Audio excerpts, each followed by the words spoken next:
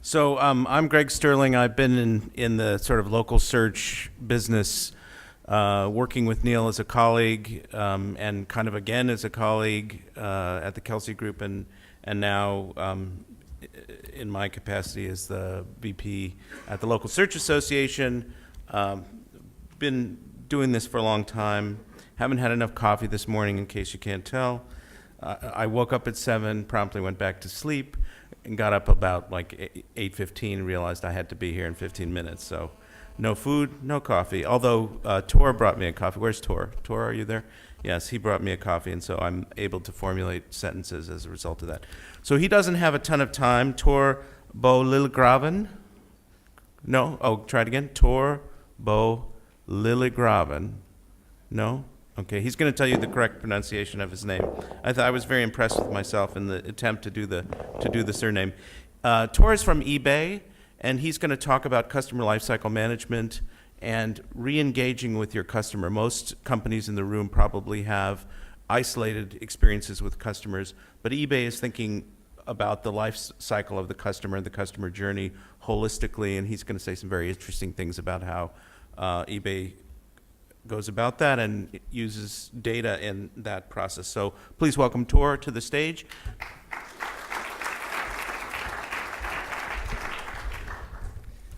Bo Lillegraven. We'll say it again? Bo Lillegraven. Oh, the emphasis, okay. Yeah. So he wants to take questions during the presentation rather than waiting till the end. So if you have questions for him as points come up, just raise your hand and I'll come to you. Good, thanks for having me. My name is Tor. I'll present myself in a little bit, but firstly a little bit about eBay. We've been around for about 20 years, and we are the most vibrant marketplace in the world for people to find stuff, whatever it is that you need. So obvious question, who uses eBay? Anyone?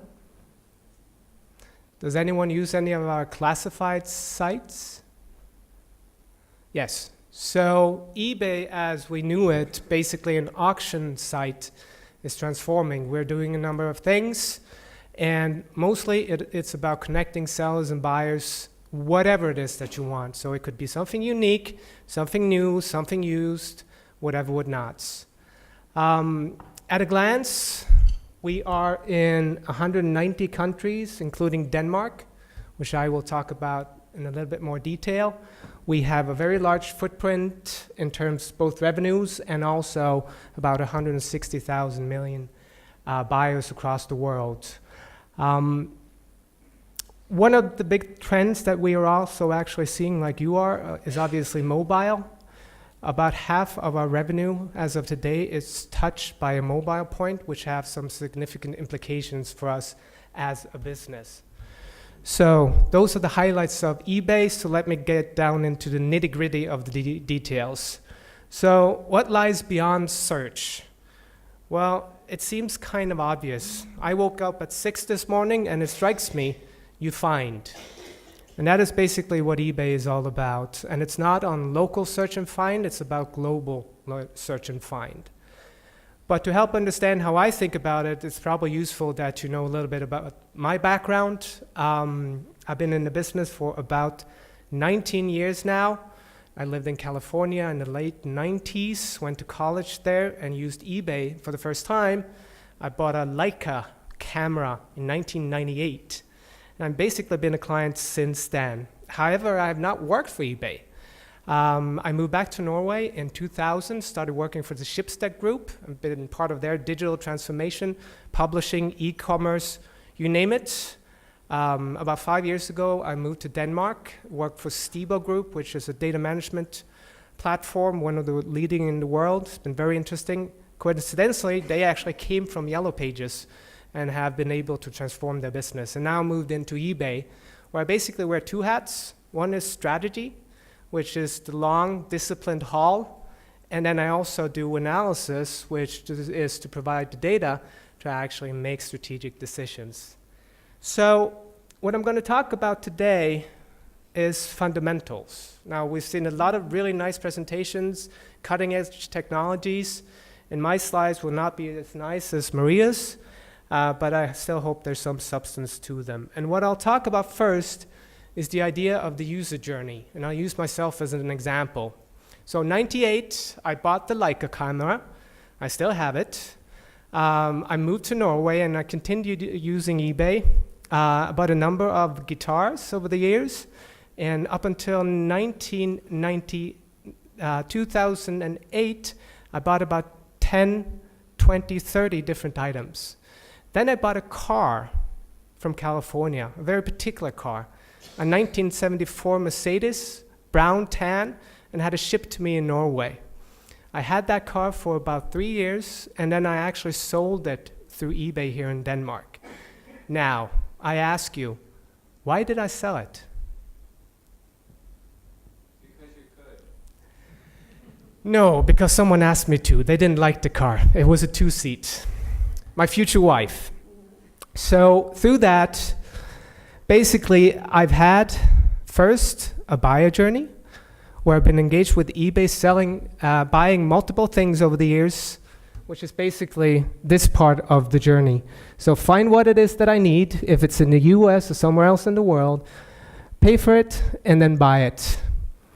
All of a sudden, I was shifting to this part of the journey, which was selling a car. And that was the first time I made the transition within this user journey, as we call it in eBay. But it didn't stop there, because what I immediately had to do was shift back to the buyer journey. So I was getting a new car. Anyone want to guess?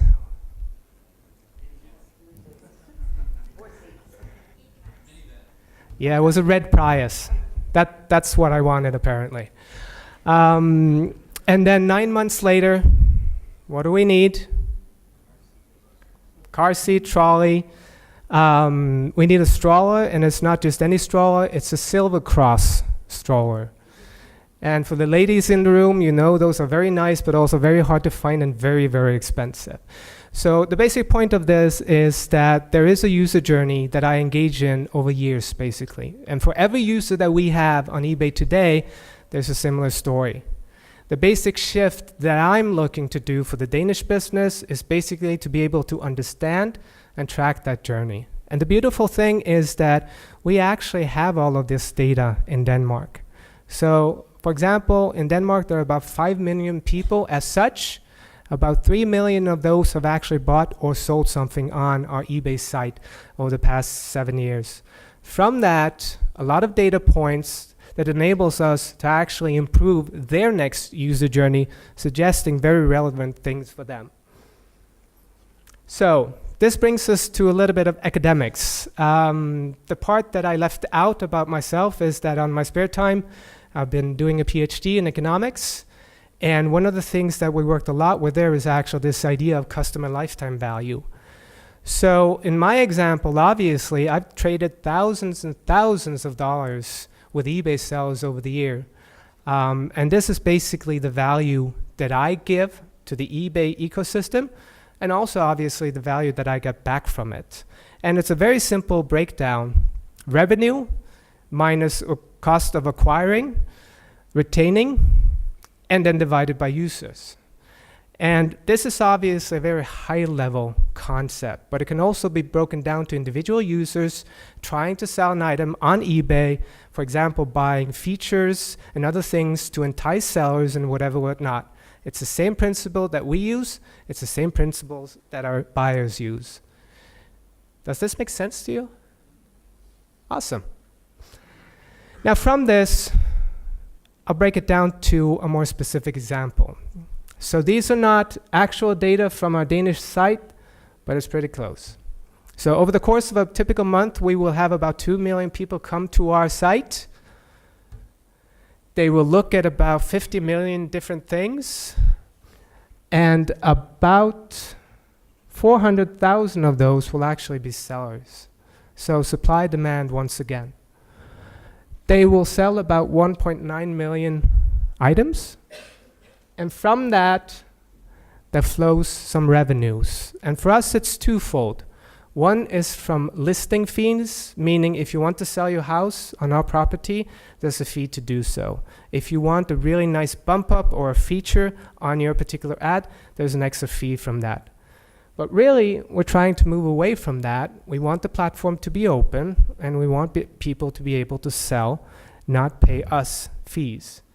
So through that logic, we're increasingly actually shifting to more of an ad-based business model. That means that we're also moving into a different space. For me, it's a good space. It's publishing. It's something I know. I worked with for 10 years. But for eBay, it also introduces some complications. Also adding to this, there's the cost of acquisition, which is top of the line, below the line marketing, whatever, whatnot. We buy traffic to further grow listings.